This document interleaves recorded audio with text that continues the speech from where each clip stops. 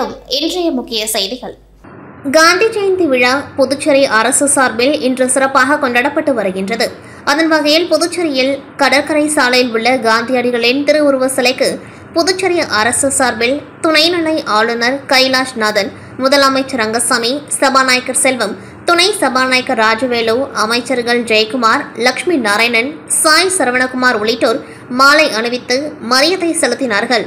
தொடர்ந்து சர்வமத பிரார்த்தனைகள் மற்றும் தேசபக்தி பாடல்களும் இசைக்கப்பட்டது. இதனைத் தொடர்ந்து பல்வேறு அரசியல் கட்சிகள் மற்றும் சமூக இயக்கங்களை சேர்ந்தவர்கள், சுதந்திர போராட்ட தியாகிகள் என பலர் மகாத்மா காந்தியின் திருவுருவ சிலைக்கு மாலை அணிவித்தும் அவரது திருவுருவப் படத்திற்கு மலர் தூவியும் மரியாதை செய்தனர்.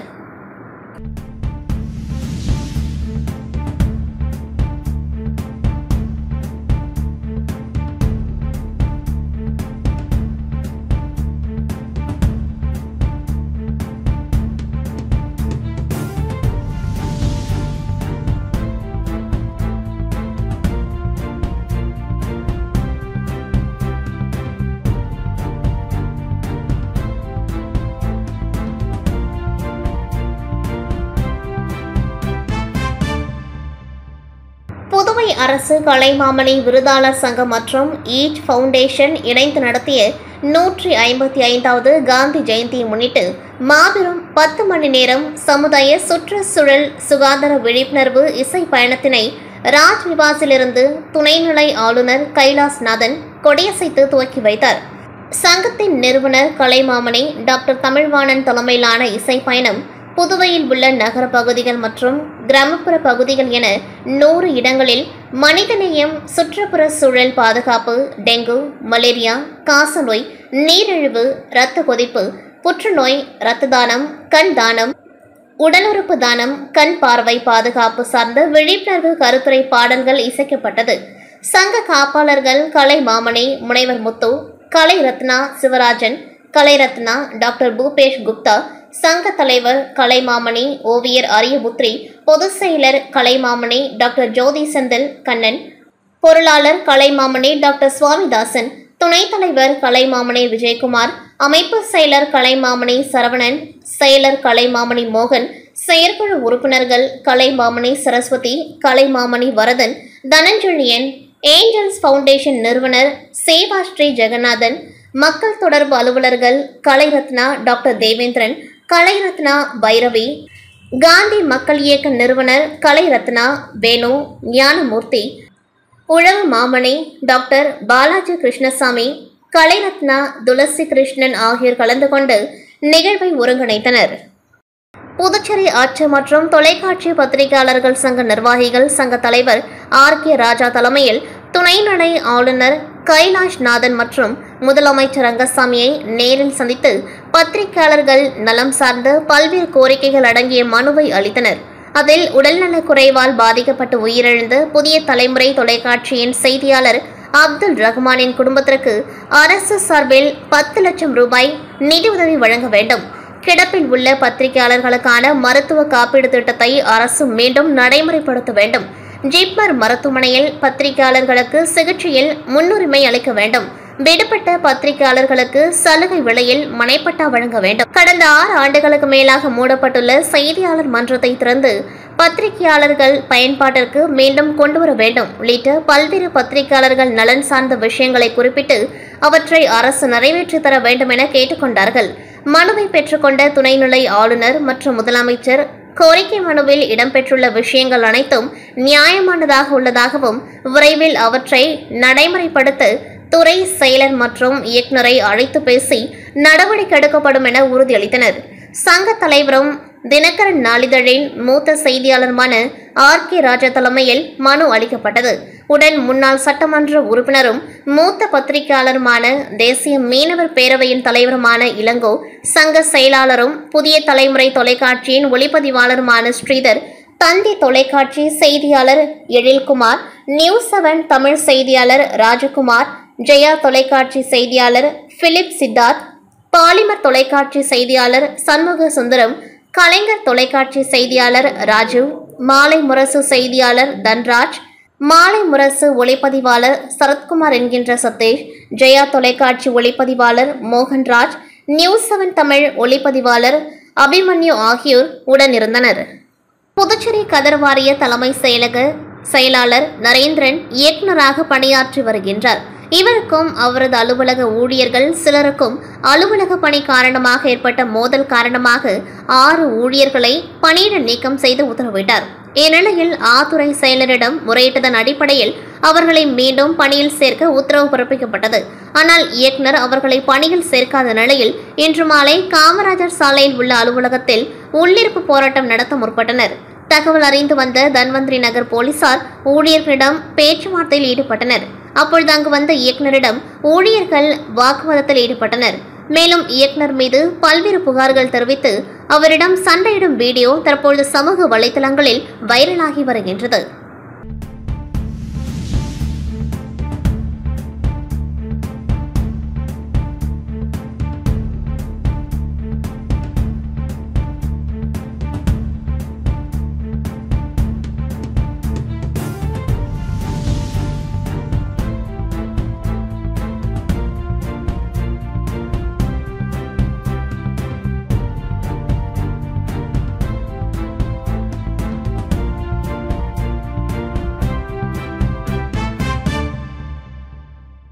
புதுச்சேரி அருகே தவளக்குப்பம் பகுதியில் உள்ள ஆண்டியார்பாளையம் குடியிருப்பு மத்தியில் தனியார் நெட்வொர்க் மூலம் 5G நெட்வொர்க் டவர் அமைக்கும் பணி தனி நபருக்கு சொந்தமான இடத்தில் தொடங்கி நடைபெற்று வந்தது.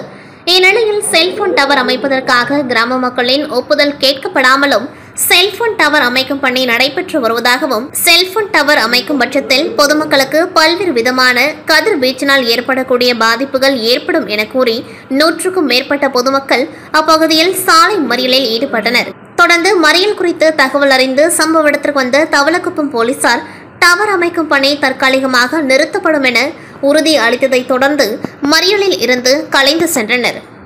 காந்தி ஜெயந்தி விடுமுறை தினத்தை ஒட்டி மதுக்கடைகள் விடுமுறை. இந்த நிலையில் புதுச்சேரி மாநிலத்திலிருந்து தமிழகத்திற்கு மது பாட்டில்கள் கடத்தப்பட்டு வருகிறதா என்பது குறித்து கடலூர் ஆல்பேட்டை சோதனை சாவடியில் கடலூர் துணை காவல் கண்காணிப்பாளர் ரூபன் குமார் தலைமையில் போலீசார் திடீர் வாகன சோதனையில் ஈடுபட்டனர். புதுச்சேரியிலிருந்து கடலூர் நோக்கி வரும் 2 வீலர், கார், ஷேர் ஆட்டோ உள்ளிட்ட அனைத்து வாகனங்களையும் காவல்துறையினர் சோதனை மேற்கொண்டார்கள். அப்பொழுது மது பாட்டில்களை வாங்கி வந்த மது பிரியர்களிடமிருந்து பாட்டில்களை வாங்கி சாலையில் போட்டு உடைத்தனர். மேலும் அபராதங்களும் விதிக்கப்பட்டன.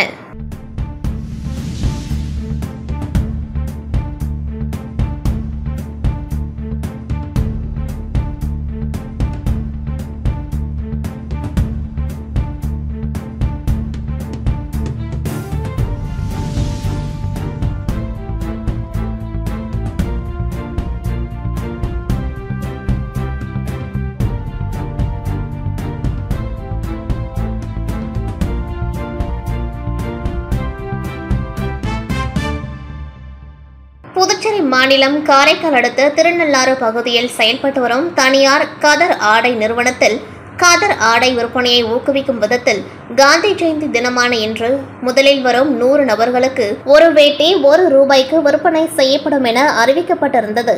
இதற்கு பெரும் ஆதரவு தெரிவிக்கும் விதமாக பொதுமக்கள் ₹1 வேட்டி வாங்க கடைகளில் முண்டியடித்து சென்றனர். இந்த நிலையில் கதர் ஆடை பயன்பாடு மக்களிடையே குறைந்து வருவதை கருத்தில் கொண்டு மக்களிடையே கதர் ஆடை பயன்பாட்டை ஊக்குவிக்கும் விதமாக கடையின் உரிமையாளர் இந்த ₹1 விற்பனையை இன்று செய்தார். மேலும் இந்த ₹1 கதர் வேட்டி வாங்க உள்ளூர் வாசிகள் மட்டுமின்றி வெளியூரில் இருந்து திருநள்ளார் ஆலயத்திற்கு சுவாமி தரிசனத்திற்கு வந்திருந்த பக்தர்களும் முண்டியடித்து வாங்கி சென்றனர். மேலும் இக்காலகட்டத்தில் யாசகர்களே ₹1 கொடுத்தால் வாங்க மறுக்கும் நிலையில் கதர் ஆடை பயன்பாட்டை ஊக்குவிக்கும் விதத்தில் ₹1 வேட்டி வழங்கி அனைவரின் கவனத்தையும் ஈர்த்த யான் காதி.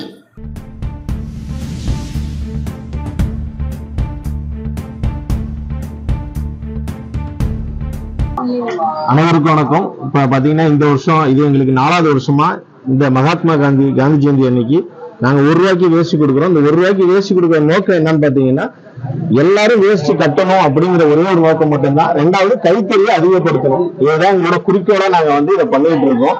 அனைவரும் இது ₹1 வேஷ்டி கொடுக்குறாங்க விளம்பரம்னு சொல்லிட்டு நிறைய பேர் நினைக்கிறாங்க. விளம்பரத்தை தவிர்த்து அனைவரும் வேஷ்டி கட்டணும். இன்னைக்கு உள்ள ஜெனரேஷன் வந்து வேஷ்டி கட்டணும் அப்படின்னு சொல்லிட்டு தான் நாங்க செஞ்சுட்டு இருக்கோம். வருஷம் இது எங்களோட 4வது வருஷம். நல்லபடியா அதை நாங்க கொடுத்துக்கிட்டு இருக்கோம். இது ஒரு சேவையா தான் செய்யறோம். அதனால இதை பாக்குற அனைவரும் வேஷ்டி கட்டணுங்கிறது என்னோட கோரிக்கை. இந்த தீபாவளிக்கு எல்லாரும் கதர் உற்பத்தியை எல்லாரும் ஆதரவு தெரிவிங்க. நன்றி. புதுச்சேரி மாநிலம் காமராஜர் தொகுதிக்குட்பட்ட கிருஷ்ணா நகரில் அமைந்துள்ள ஸ்ரீ செல்வ கணபதி ஆலயத்தில் கும்பாபிஷேகம் நடந்து முடிந்து 48 நாட்கள் மண்டல அபிஷேகம் நடைபெற்று வருகின்றது. இதில் 16ஆம் நாள் நிகழ்ச்சியை காங்கிரஸ் கட்சியின் தேவதாஸ் குடும்பத்தினர் செய்திருந்தனர். இந்நிகழ்ச்சியில் காங்கிரஸ் கட்சி தலைவர் வைத்திலிங்கம், முன்னாள் முதலமைச்சர் நாராயணசாமி, லாஸ்பேட்டை சட்டமன்ற உறுப்பினர் வைத்தியநாதன் ஆகியோர் கலந்து கொண்டார்கள். அனைவரையும் கோவில் தலைவர் நாராயணசாமி வரவேற்று கோவிலின் மரியாதையை செய்தார். காங்கிரஸ் கட்சியின் செயலாளர் யுவராஜ் நிகழ்ச்சிக்கான ஏற்பாட்டை செய்திருந்தார். காங்கிரஸ் கட்சி நிர்வாகிகள் சிவா, சேகர், செந்தில், பாஸ்கர், மதன், ஜெயபிரகாஷ் கலந்து கொண்டார்கள். அனைவருக்கும் கோவிலின் சார்பாக பிரசாதம் வழங்கப்பட்டது.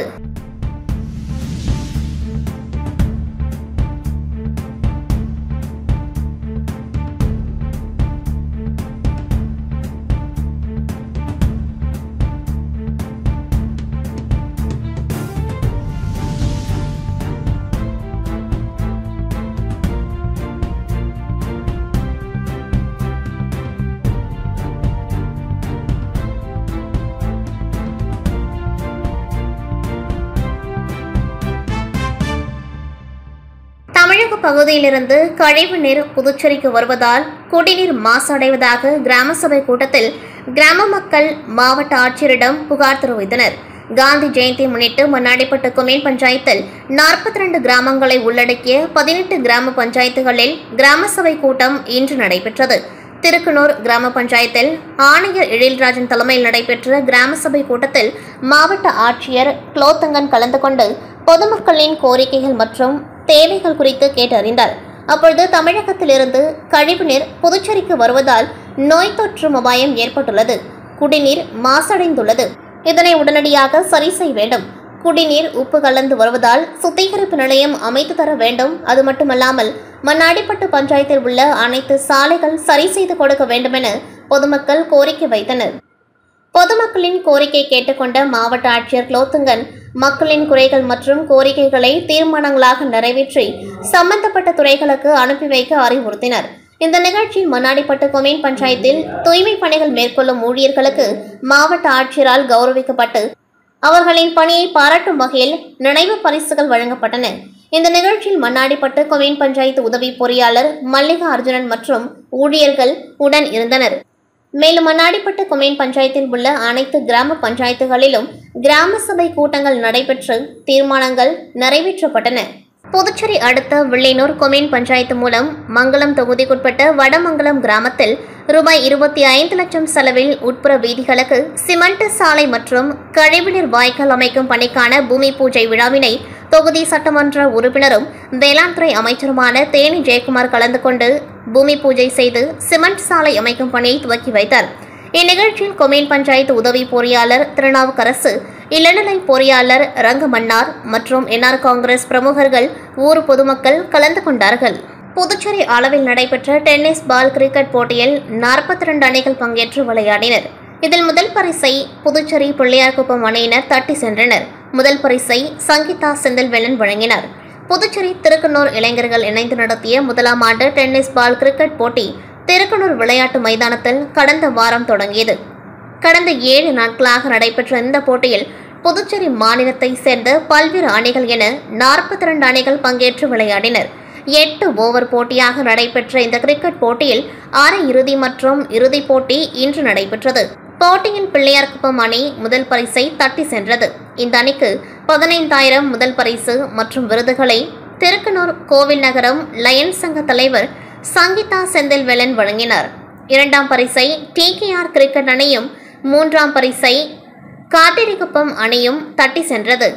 கிரிக்கெட் போட்டியில் இதில் கலந்து கொண்ட அனைத்து அணிகளுக்கும் பரிசுகள் மற்றும் விருதுகள், சான்றிதழ் வழங்கி கௌரவிக்கப்பட்டது.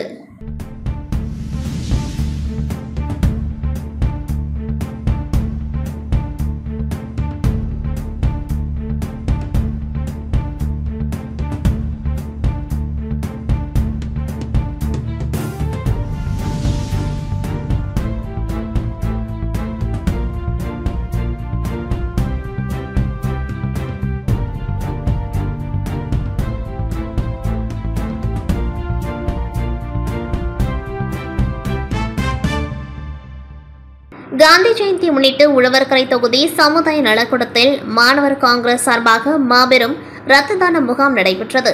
மாநில செயலாளர் திரு சூரியமூர்த்தி மற்றும் மத்திய மாவட்ட துணைத் தலைவர் சிவபிரகாஷ் ஏற்பாட்டில் நடைபெற்ற நிகழ்ச்சியில் மாநில தலைவர் டாக்டர் KSK ஹர்ஷவர்தன் தலைமை தாங்கினர்.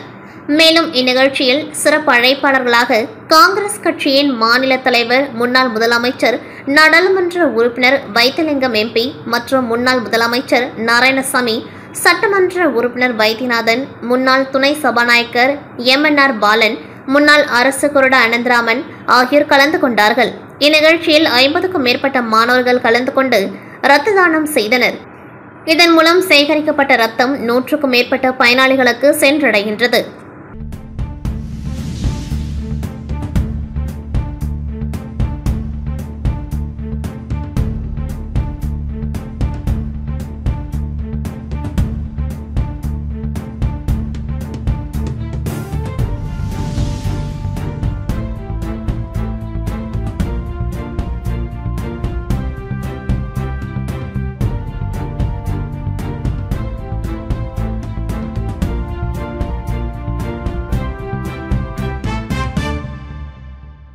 புதுச்சேரி ஜீவானந்தம் அரசு மேல்நிலைப் பள்ளியில் 90 ஆண்டுகளில் படித்த மாணவர்கள் ஜீவானந்தம் 90s மாணவர்கள் என்று குழு ஆரம்பித்து பல்வேறு சமூக சேவைகளை செய்து வருகின்றனர். அந்த வகையில் புதுச்சேரியில் டெங்கு உள்ளிட்ட வைரல் காய்ச்சல்கள் பரவி வருகின்றது. இதனை கருத்தில் கொண்டும் மற்றும் கண் பரிசோதனை குறித்து மருத்துவ முகாம் பள்ளி வளாகத்தில் நடைபெற்றது. டாக்டர் அகர்வால் மருத்துவமனை மற்றும் பேவல் மருத்துவமனை இணைந்து மருத்துவ முகாமானது பள்ளி வளாகத்தில் நடைபெற்றது. இதில் சிறப்பு அழைப்பாளராக ஜீவானந்தம் முன்னாள் ஆசிரியர்கள் மற்றும் ஜீவானந்தம் முன்னாள் மாணவர் சங்கத்தினர் கலந்து கொண்டு மருத்துவ முகாமை துவக்கி வைத்தனர். மேலும் இந்நிகழ்ச்சியில் நிர்வாகிகள் பாஸ்கர், டேவிட் ராஜ், செல்வ கணபதி, ஸ்வர்ணராஜ், ஆரோக்கியராஜ், ரங்கநாதன், சரவணன், ராஜா பரமகுரு உள்ளிட்டோர் செய்திருந்தனர். தொடர்ந்து மருத்துவ முகாமில் ஏராளமான பொதுமக்கள் கலந்து கொண்டு பயன்பெற்றனர். ராஜ்பவன் தொகுதிக்குட்பட்ட ஏழை எளிய மக்கள் மற்றும் வியாபாரிகள், இளைஞர்கள், மாணவர்கள் என பலருக்கும் பல்வேறு வகையான நலத்திட்ட உதவிகளை சமூக சேவகர் வழக்கறிஞர் குமரன் தொடர்ந்து செய்து வருகின்றார். அதன்படி ஏழை மாணவர்களுக்கு கல்வி உதவித்தொகை, வியாபாரிகளுக்கு தள்ளுவண்டி மற்றும் சிறிய அளவிலான கடைகள் அமைத்து தருதல் மற்றும் இளைஞர்களுக்கு விளையாட்டில் ஊக்குவிக்க பல்வேறு விளையாட்டு உபகரணங்கள் வழங்குதல், முதியோர் மற்றும் ஏழை எளியோருக்கு அவர்களுக்கு தேவையான பொருட்கள் மற்றும் உணவு உட்பட பல்வேறு நலத்திட்ட உதவிகளை தொடர்ந்து வழங்கி வருகின்றார். அதன் ஒரு பகுதியாக இன்று காந்தி ஜெயந்தி மற்றும் காமராஜர் நினைவு தினத்தை முன்னிட்டு புதுச்சேரி ராஜ்பவன் தொகுதியில் உள்ள பயனாளிகளுக்கு 7 தள்ளுவண்டி மற்றும் சிறிய அளவிலான கடைகள் உள்ளிட்ட பல்வேறு நலத்திட்ட உதவிகள் வழங்கும் விழா லம்போத் வீதியில் உள்ள வழக்கறிஞர் அலுவலகத்தில் நடைபெற்றது. இதில் சுமார் 10க்கும் மேற்பட்ட பயனாளிகளுக்கு தள்ளுவண்டி மற்றும் சிறிய அளவிலான கடைகள் உட்பட பல்வேறு நலத்திட்ட உதவிகளை முன்னாள் கவுன்சிலர் குமரன் தனது சொந்த செலவில் வழங்கினார். மேலும் நிகழ்ச்சியில் முரளி, மோகனசுந்தரம், குப்பன், குமார், எத்திராஜ், ராஜேஷ், கந்தன், அன்பரசு மற்றும் ராஜ்பவன் தொகுதி நிர்வாகிகள் பலரும் கலந்து கொண்டார்கள்.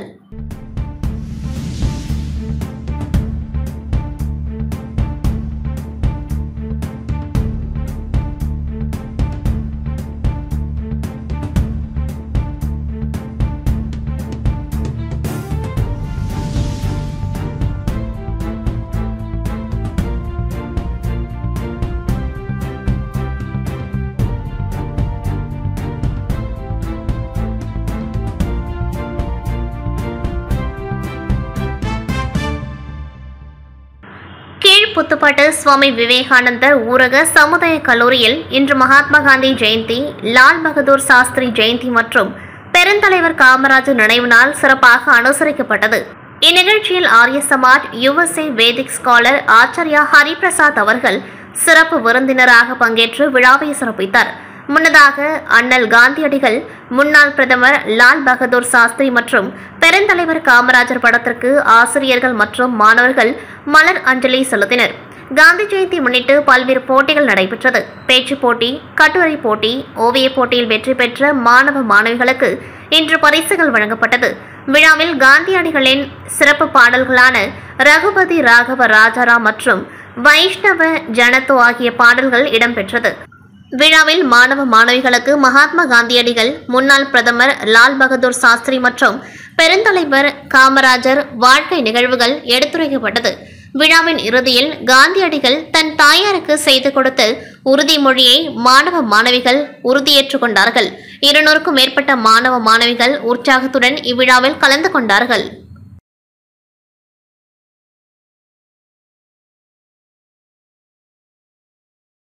இத்துடன் செய்திகள் நிறைவடைகின்றது. நன்றி, வணக்கம்.